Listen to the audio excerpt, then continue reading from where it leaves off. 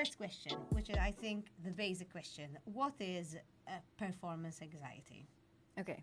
So, like, when we hear about performance anxiety, we hear about, like, the symptoms usually, right? Yes. So we hear about, like, erectile dysfunction. Okay. And I love the word because it's so ridiculous a name. Like, Okay. as though you're always supposed to get an erection, no problem. And if you don't, then it's a dysfunction, which is just ridiculous. I think men have a lot of pressure there, don't they? Yes, big time. Yes, yes, yes. And then you hear about premature ejaculation, which again, Okay. like premature, okay, maybe it's unwillful, not premature, like maybe it happened when you didn't want it to happen. But whatever. But we're labeling it. Yeah. That's what you're saying. Yeah, okay. yeah. Okay. You know me and labels. Yes, yes, yes. I'm not a fan. Not a fan. Not a fan. But you know what's really interesting? So I was looking up, these different, dysfunctions, whatever. The ones for men have names, and then the ones for women, it's really difficult to find a medical name. They don't have a name. That's very interesting, actually. Yeah. So, like, okay, I'm going to be crude here, but, like, the way that it comes up for women is, like, not getting wet. Uh-huh. Yeah, having, like, a really tight vagina. I think that's called vaginismus, isn't Yeah, it? I think so. Yes. Okay, That so we has have a name. We have a name. We have a name. And then, like, there are symptoms that happen to both men or women. Okay. Which is, like, the pain, during or after sex. Okay. Okay, or, like, not able to reach orgasm. So you can get hard or you can get wet, but it's difficult to actually... Orgasm. Exactly. Okay. Or the most subtlest of symptoms is avoiding sex altogether. Okay, so these are the symptoms of performance anxiety. Yeah. So they would actually avoid sex because they're so anxious about it. Exactly.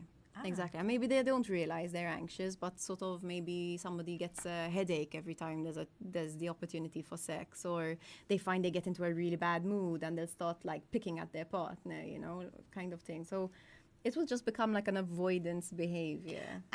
So it's at the back of your mind. I get you. So it's like, okay, I'm sure we've all done this before when your partner wants sex and you don't feel like sex. So you create an argument. Yeah.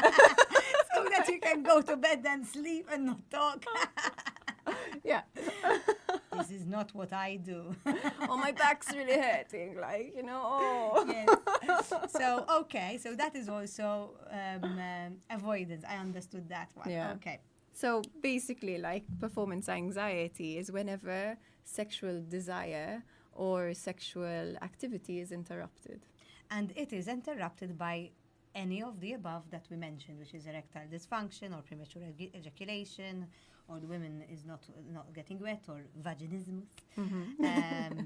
Okay, so you've got the desire for sex and it is interrupted because of your sexual performance anxiety. Okay, so how common is it? Men, women? Okay, so it happens to everyone at some Okay. point or another, like we just said, like, so, and you might not realize what it is, like, because it's different to, like, an anxiety attack kind of thing. I mean, some people will have a full-blown anxiety attack during sex, but it's more like... The symptom of stress. Exactly. And sometimes I can say that for myself, I would be, there was a time, now I become aware of when I'm stressed, but there was a time that I would be really stressed, but I wouldn't realize that this is not Exactly. sexually Exactly. connected, but a lot of people don't realize how stressed they are. Yeah. So I can understand you being sexually anxious and not realizing, however... Exactly. No, it happens to everyone, and for the main reason that connecting with anyone, like reaching out for connection, is always an anxiety-producing experience. Because you're risking getting hurt.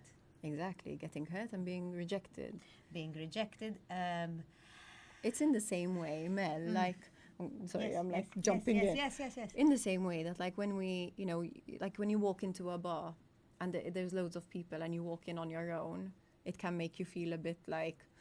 Insecure. Yeah, like what everybody's looking at me kind of thing. I actually love it, but anyway. Okay, but you're hot, right? So it's different when you look good. Sorry. What? Sorry, own it. It's good. Yeah, I like it. It's good. It's a good thing. But yes, but I get you when you feel it's like that kind of thing. So but and when you're one-on-one, right, and you're like naked, it's Yes. even more intimate. So You're at there's your even most more, vulnerable. exactly. So it's normal that there would be anxiety, like it happens to everyone. The time when it becomes like problematic is when it becomes like a habitual response.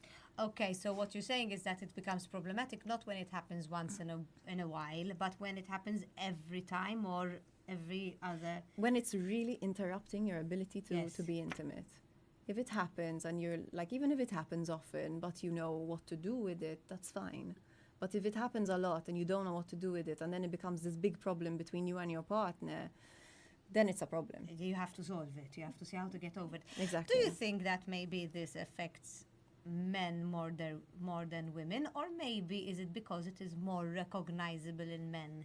Yeah, I think you just hit the nail on the head. So I think it happens to both just as much. Okay. In men, you can notice it more because you know there are the signs like more clearly. You can see it. You can yes, see it, yes. like, right? And with women, let's say if a woman is not getting wet enough, there are products that she can use. Yes. So in a way, it's fixable. But with a man, Yeah, she can kind of get away with it, kind of thing. So I always used to think, and I still think, that there's a lot, when it comes to sex, I think there's a lot of pressure.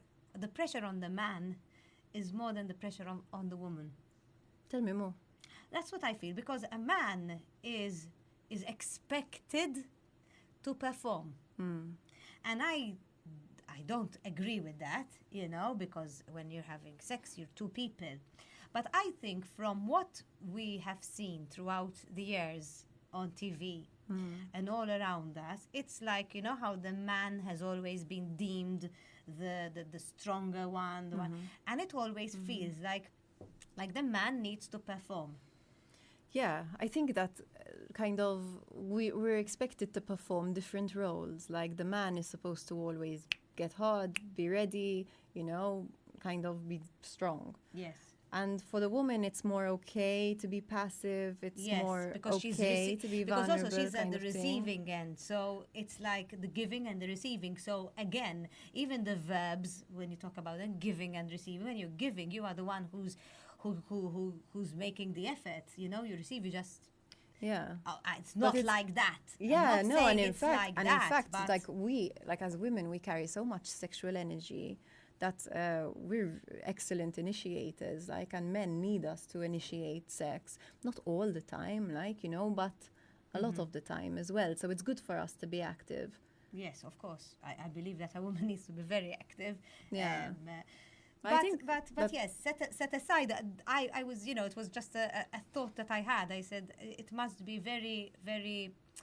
I do understand the sexual performance anxiety in men. This need to perform, which stems from the society that we live in. Yes. The culture. Although I think the need to perform with women is becoming stronger it's as well, on the like that kind of increase. porno, like that explosive orgasm, you know, like kind of it's. In fact, I would say of the pressure. millennials, I would say, would be more affected by that. Yeah. Because they are the people who have the phones, They've had access grew to up it all with the that. time. So obviously they've seen it. They've porn nowadays is you know very easily accessible. Yeah. So, and as you're saying, they obviously see it, and the woman is becoming more and more active during intercourse. So. Yeah. So yes, I can imagine that the woman, unless she explodes when she orgasms, then it's not great sex. I can imagine. Yeah, there's that pressure. Especially like, the younger ones, when I say. and if it's not explosive, it's almost like, was that okay? Yes, yes. What's good enough? I think, to be honest, as time went by, and as I repeat with the millennials, it's become, and also even my age, and I'm not a millennial, but obviously I'm bombarded by a lot of things around me.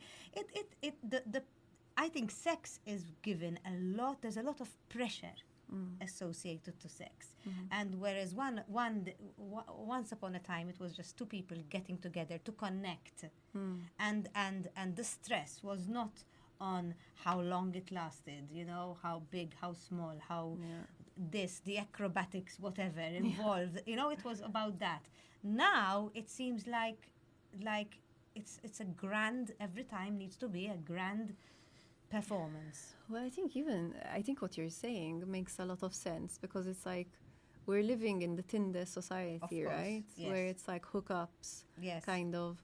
So we meet to do it, kind of thing. So and when we rush too fast, the connection sometimes is missing. So Yes. then it becomes sort of Physical. invasive, Yes. without the connection kind of act. Yeah. Yes. So sexual performance anxiety happens most in a couple who have been together for a while, or a couple who are just starting out. Oh, it can be both. Whatever. So you're saying that, for example, I could be with my partner for a good 5 years, and all of a sudden I get sexual performance anxiety. Yeah, it can be. Yeah, totally. But would that be because I would be stressed elsewhere? For example, I'd be stressed in my work, and that's where it comes out. It could be. I mean, okay, so let's think about the word anxiety, right? Because that's what it is at the end of the day. Of course.